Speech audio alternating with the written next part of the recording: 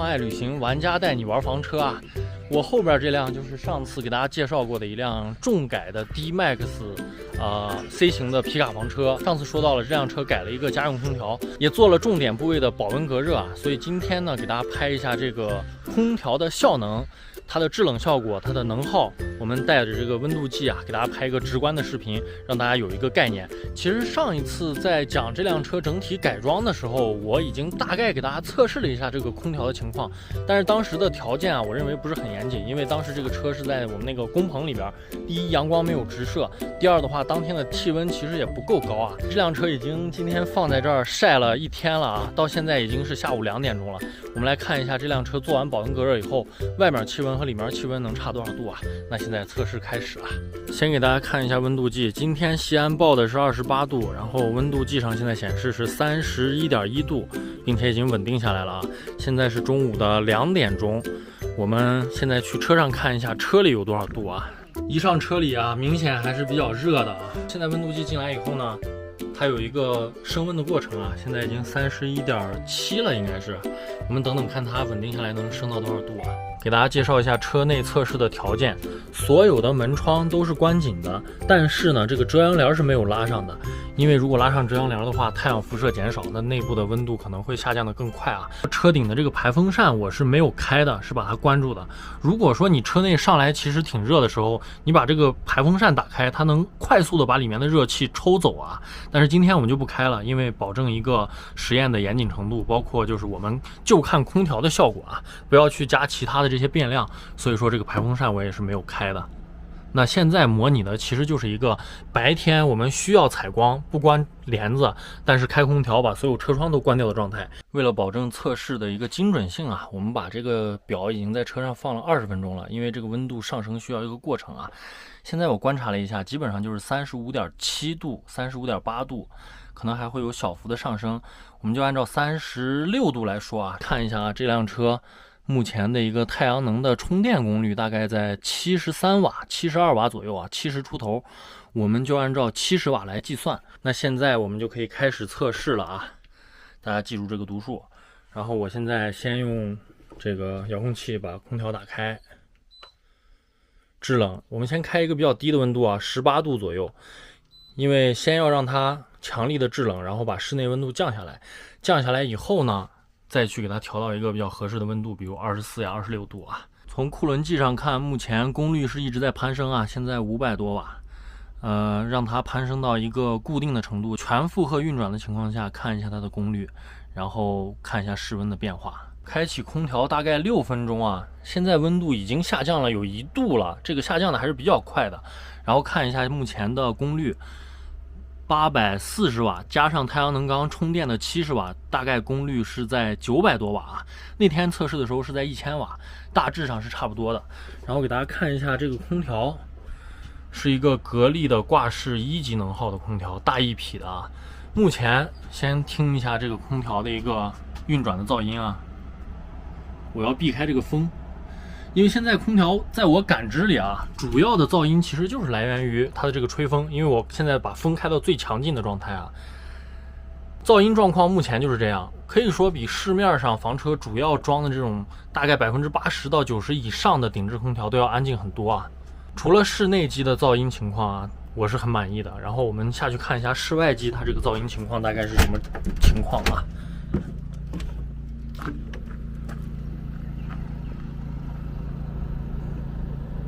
大家听一下，这是目前室外机的一个噪音状况，有一个那个嘚嘚嘚嘚嘚那个声音啊，那个不是空调的声音，那个是那个远处那个奔驰的房车，它的那个发电机的声音啊，它是开着发电机的。那我们现在，我个人感受啊，这个噪音外机跟内机几乎差不多，就是一个非常小的噪音，风扇在转，主要就是风扇的声音，呼呼呼的一个风声啊。建议大家如果给房车装这种家用空调，或者说你去买房车的时候看到它用的是家用空调，一定要看一下它的能耗。1级能耗的空调呢，相对来说虽然成本会稍微高一点，但是在房车上大家也知道电是一个非常稀缺的资源，所以说这个能耗是非常非常重要的一个指标啊。所以多付出的那么一点成本，我觉得选1级能耗的这种好一些的家用空调还是比较值得的。现在是开启空调的第10分钟。温度已经从36度下降到了33.2度，还是在下降的一个状态。然后目前制冷也是一直在继续啊，功率还是在800多瓦。又过了2分钟，第12分钟，我发现这个库仑计的读数已经在下降了，刚才是800多，现在已经降到700多了。因为温度下降的话，空调会自动变频，把它的这个功率调低啊，这也是变频空调特别好的一点。A few moments later， 时间已经过去了15分钟，现在房车内的温度已经下降到了31.2度，刚我们室外温度就是31度啊。比刚才刚开空调的时候15分钟内下降了5度了，这个制冷还是非常非常快的啊！也分享一下我现在坐在车内的感受啊。刚才我刚一上车的时候，马上1分钟之内就冒汗了，现在已经处于一个能待住的状态了，并且就是因为有空调的这个风吹过来嘛，所以说体感已经非常舒服了。我觉得这个温度下，这种风量的情况下，人在里边已经是不难受的状态了。我们继续期待一下，看多长时间能达到我刚刚说到26度啊，人体比较舒适的一个温度啊。开启空调的第20分钟，温度已经下降到30度以下了，现在是29.8度。然后功率看了一下，一直维持在710多瓦，加上这个太阳能补充的部分，基本上达到800瓦左右啊。这个功率一直是比较稳定的，因为处于一个降温期啊。那中间的过程就不赘述了，我们直接到时候看一下它降到26度大概需要多长时间，然后到时候空调运行稳定了以后，它的功率大概在多少啊20 minutes later， 现在是空调开启以后的第整整40分钟啊，现在温度已经下降到26.2、26.1了，已经达到我们目标的那个温度了啊。现在功率还是800瓦左右啊，这个地方显示800瓦，加上太阳能的70瓦，基本上就是900瓦。就是整个制冷的一个过程期间，大概的功率就在800到900瓦之间波动啊。那我们现在就可以把这个空调给它调到一个比较适宜的温度啊，把温度给它调到26度，然后风速我现在开的是强劲，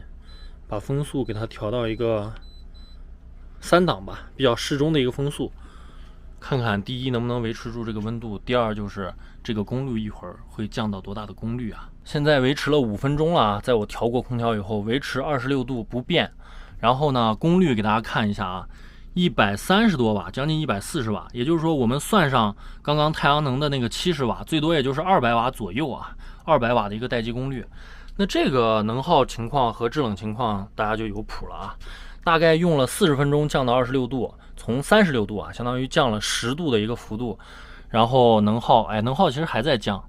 因为那天我们测试的时候，其实稳定下来以后，总能耗基本上就在200瓦左右啊。也就是说，1个小时耗0.2度电，如果是5个小时才能耗1度电啊。这个就是我们今天测试的这个空调大概的一个制冷情况和能耗情况了。现在空调的风量给它调小了以后，大家可以听一下这个空调的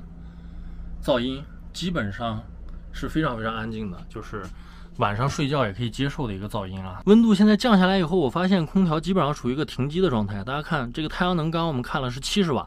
现在啊不光不用电，这个屏幕已经开始闪了，说明太阳能是在充电的，充电功率有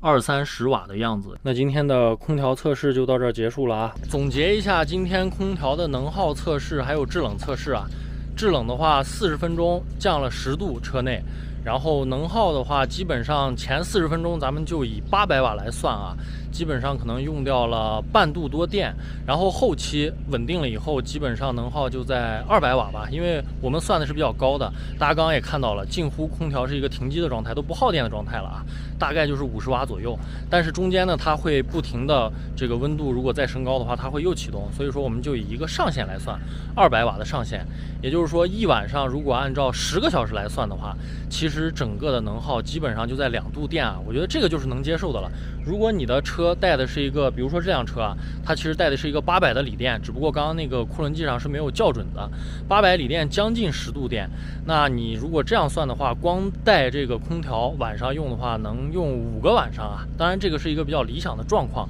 白天再用其他电啊什么的，这个就另说，只是给大家一个参考啊。那按我自己的一个认知呢，其实这种家用空调它的好处显而易见，降温快，噪音小，然后功率小，变频啊，省电。还有就是相对来说它的成本也是比较低的啊。但是它唯一的一个缺点就是，因为它还是放在房子里用的，那把一个空调外机背在后边，或者说背在车厢里边，它会占用一定空间。其次的话，如果背在后边，像这种越野房车的话，我之前那个视频也说了，如果是我的话，把车都改得这么野了，我可能不会去装这个家用空调，宁可去多花一点成本装这个最好的变频的多美达的这个房车专用顶置空调啊，因为我觉得那种情况的话，如果说我去走一些烂路的话，会更安心一点。当然一个人一个想法啊。那什么时候我会装这种家用空调呢？可能就是用后边那种依维柯的 C 型房车，比较大的那种车，它也不会去开到一些野地里去豁呀什么的，然后对烂路的话肯定适应状况也不是那么好，所以说它的使用场景可能多的是在平原地区或者在城市里面驻车时间比较长，内部空间比较大，生活的比较舒服，用这个家用空调就能用到它的这个制冷的好处，又能规避掉它空调外机这么大挂在这儿的一个弊端啊。这个是我个人的一个想法，大家不要忘了长按点赞按钮，强烈推荐一键3连，包括评论和关注啊。如果大家有什么还想看的房车的一些实地测试，也可以给我留言或者发弹幕啊，我会挑一些选题去给大家拍的啊。那好吧，今天这期节目到这儿结束了，我们下期见，拜拜。